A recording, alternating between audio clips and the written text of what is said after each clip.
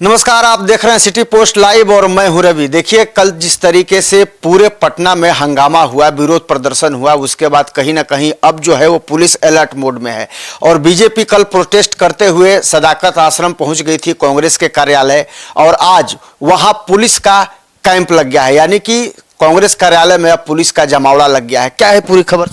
देखिए, पता ही है कि कल बीजेपी ने विरोध मार्च किया था और सदाकत आश्रम के गेट पर पहुंचने से पहले कांग्रेसियों ने हमला बोल दिया था। बीजेपी और कांग्रेस के कार्यकर्ता आपस में भिड़ गए थे और झंडे का डंडा मारपीट का सबसे बड़ा औजार बन गया था। खूब मारपीट हुई जम करके और पत्थरबाजी का तो कोई हिसाब ही नहीं था। कई लोगों के सर फटे, कई लोगों को चोटें लगी और नीट पेपर के लीक होने के विरोध में जो प्रदर्शन छात्रों का था वो तो बहुत विस्फोटक था, आपको पता ही है। भारी बवाल हुआ। पुलिस को अंदाज़ा ही नहीं था कि इतनी तैयारी है। पुलिस तो अनुमान लगा रही थी कि 500,000 बच्चे होंगे, लेकिन 10,000 लोग कैसे पहुंच गए, पुलिस इसकी पड़ताल कर रही है। और जो उपद्रव हुआ है उस उपद्रव में शामिल लोगों की पहचान की जा रही है। जो भी वीडियो हैं उसकी पड़ताल की जा रही है और सदाकत आश्रम के गेट से जो पथराव किया गया, पुलिस को आशंका है कि कांग्रेस पार्टी के एक सांसद के करीबी लोग थे और उन्होंने ये हुड़दंग की, उन्होंने पत्थरबाजी की। तो पुलिस को कहीं ना कहीं लगता है कि कहीं कांग्रेस पार्टी के दफ्तर में जमावड़ा हो सकता है असामाजिक तत्वों का। तो पुलिस फोर्स बहुत भारी संख्या में पहुंच गई आज सदाकत आश्रम 3 बजे और अभी तक वो कैंप कर रही है।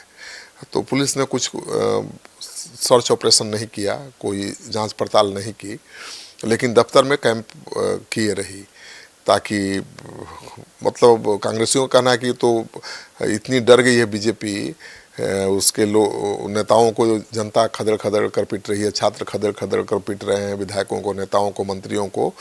इसलिए इतनी डर गई है कि अब बीजेपी ने कांग्रेस पार्टी के दफ्तर पर पहरा लगा दिया है।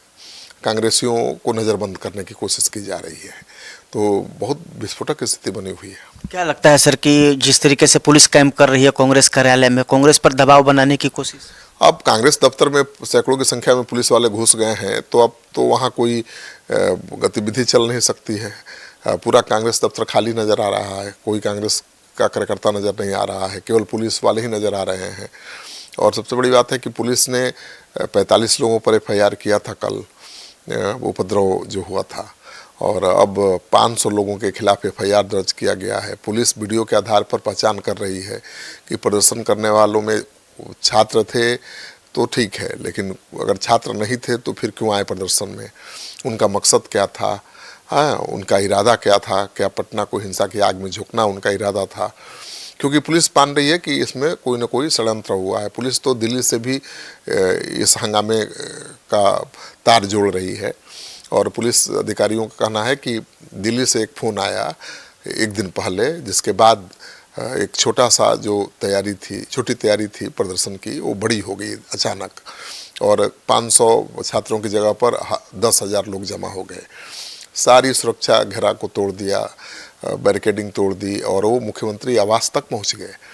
तो बहुत गंभीरता से पुलिस इसको ले रही है। अब मुख्यमंत्री आवास में घुसने की कोशिश करने लगे प्रदर्शनकारी तो पुलिस को लाठी चलाना पड़ा, अश्रु गैस के गोले छोड़ने पड़े और खूब जमकर दौड़ा कर पिटाई भी हुई।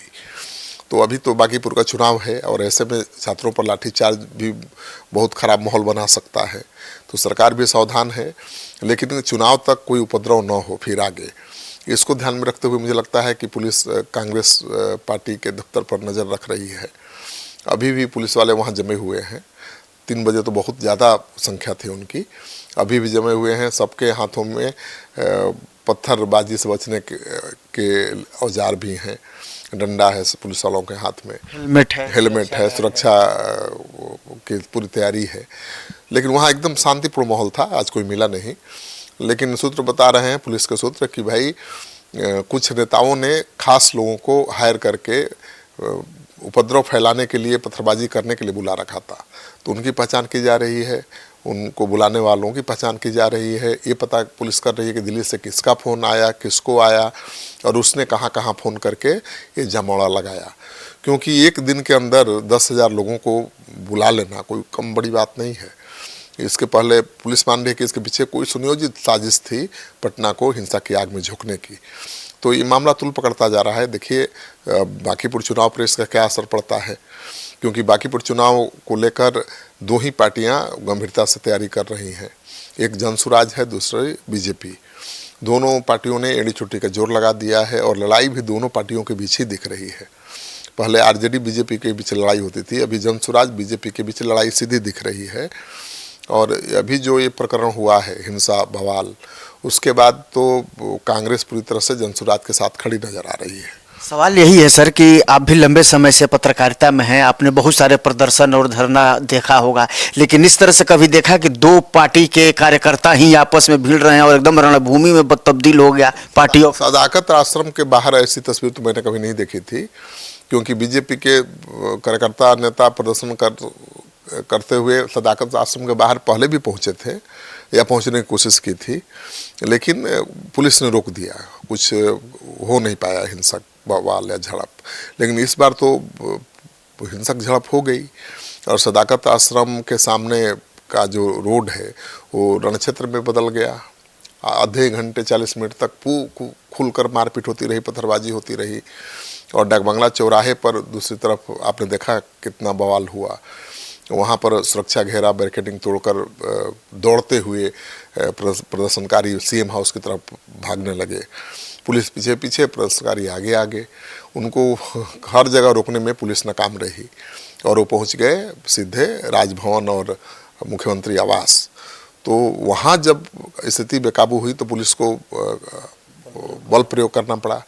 एसएसपी का कहना है कि बहुत संयम से पुलिस ने काम लिया और बार बार पुलिस समझाती रही कि भाई उपद्रव मत करिए, शांतिपूर्ण ढंग से प्रदर्शन करिए। लेकिन जब सारे सुरक्षा घेरे को तोड़कर उपद्रवी आगे बढ़ने लगे तब मजबूरी में पुलिस को बल का प्रयोग करना पड़ा और इस बल प्रयोग में कई छात्रों को चोटें भी लगी हैं। अब चुनाव में इसको मुद्दा बनाने की, इसको भुनाने की कोशिश भी विपक्ष कर रहा है, खासतौर पर प्रशांत किशोर कर रहे हैं। तो दोनों तरफ से तैयारी चल रही है। प्रशांत किशोर भी आप देखिएगा मंदिरी में पूरी तैयारी है उनकी। वहाँ पर अनिल यादव हैं, वार्ड पार्षद, उनकी पत्नी हैं, शायद बहुत प्रभावशाली आदमी हैं और उनको भरोसे में ले लिया है जनसुराज ने और वो जनसुराज के लिए प्रचार प्रसार कर रहे हैं, अभियान चला रहे हैं, जबकि यादव समाज से आते हैं। तो प्रशांत किशोर यादव वोट बैंक में सिंधमारी कोशिश कर रहे हैं। मुस्लिम वोट बैंक में पहले ही सिंधमारी कर चुके हैं। मुस्लिम तो उसी को वोट देता है जो बीजेपी से जिसकी सीधी लड़ाई होती है। तो प्रशांत किशोर की सीधी लड़ाई है, इसलिए मुस्लिम तो पहले से उनके साथ खड़े हैं। अब यादव वोट बैंक में भी सिंधमारी करते हुए पीके दिख रहे हैं। तो बीजेपी की चुनौती तो बढ़ी है और बीजेपी भी एड़ी चुट्टी का जोर लगा रही है। बीजेपी ने अपने सारे मंत्रियों, विधायकों, कार्यकर्ताओं को लगा दिया है। आज रात 8 बजे मीठापुर में एक बड़ा कार्यक्रम है बीजेपी का। 400 लोगों के लिए लिट्टी चोखा के भोज का आयोजन किया गया है और उसी दौरान वोट भी मांगा जाएगा। तो एड़ी चुट्टी का जोर लगा दिया है। लेकिन सबसे बड़ी और ताज़ा खबर यही है कि सदाकत आश्रम में पुलिस फोर्स भारी संख्या में घुस गई है और कोई कांग्रेस का कार्यकर्ता, कल पत्थरबाजी में शामिल कार्यकर्ता नज़र नहीं आ रहा वहाँ। सर ये भी खबर है कि प्रशासन की तरफ से कई तरह की मीटिंग की जा रही है और वैसे उपद्रवियों को तलाश की जा रही है। तमाम जो डिजिटल साक्ष्य हैं उसके माध्यम से उन पर कार्रवाई की भी तैयारी। बिल्कुल, सोशल मीडिया पर पूरी नज़र है और कई यूट्यूबर्स के खिलाफ भी एक्शन लेने की तैयारी है। और जो उपद्रवी थे जिन्होंने पत्थरबाजी की, पुलिस घेरा को तोड़ा, पुलिस वालों को पीटा, उनकी पहचान वीडियो के आधार पर की जा रही है। और मानकर चलिए कि पुलिस इसको सामान्य प्रदर्शन नहीं मान रही है छात्रों का। उसका मानना है कि इसे पीछे कोई साजिश थी पटना को हिंसा की आग में झोंकने की और इसलिए पुलिस काफ़ी गंभीरता से काम कर रही है। उम्मीद है कि सैकड़ों लोगों की गिरफ्तारी हो सकती है। कल दो विधायकों पर भी हमला हो गया। हाँ बिल्कुल, जानलेवा हमला हुआ, विनय बिहारी पर हुआ, रामकृपाल यादव पर हुआ और यहाँ भी सदाकत आश्रम के सामने जब प्रदर्शन बीजेपी के नेता कर रहे थे तो उन पर भी तो पत्थरबाजी खूब हुई ना। तो उनका कहना है कि भाई ये तो गुंडागर्दी पर उतर गई है कांग्रेस, और आरजेडी के लोग पत्थरबाजी कर रहे हैं, हिंसा फैला रहे हैं, हम तो शांतिपूर्ण ढंग से मार्च कर रहे थे। जबकि कांग्रेसियों का कहना है कि भाई सदाकत आश्रम कांग्रेस का है तो वहाँ तो कांग्रेसी ही रहेंगे, वहाँ बीजेपी कैसे प्रदर्शन कर सकती है। तो सब अपने अपने हिसाब से तर्क दे रहे हैं, दलील दे रहे हैं, लेकिन स्थिति काफ़ी विस्फोटक हो गई है, क्योंकि बांकीपुर चुनाव है, इस बीच 30 तारीख को वोटिंग होना है। ऐसे में इस तरह का माहौल मुझे लगता है कि बीजेपी के लिए भी अनुकूल नहीं है।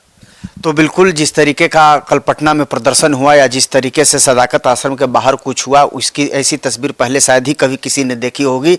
लेकिन अब कहीं ना कहीं अब इस पूरे मसले को प्रशांत किशोर की तरफ से भी भुनाने की कोशिश की जा रही है। लेकिन देखना ये दिलचस्प होगा कि आखिर इसमें कितनी कामयाबी मिलती है, क्योंकि देखिए प्रशासन ने स्पष्ट कर दिया है कि कल जिस तरीके से प्रदर्शन हुआ तो छात्रों के बीच में उपद्रवी तत्व जो भी आकर के इस तरह के माहौल को खराब करने की कोशिश की, उनको किसी भी कीमत पर बख्शा नहीं जाएगा। उनकी पहचान अब शुरू हो गई है और जल्द ही उनके खिलाफ कार्रवाई भी करने की तैयारी है। आप क्या सोचते हैं इस खबर को लेकर? कमेंट जरूर कीजिएगा और इसको ज़्यादा से ज़्यादा शेयर और लाइक भी कर दीजिएगा। धन्यवाद।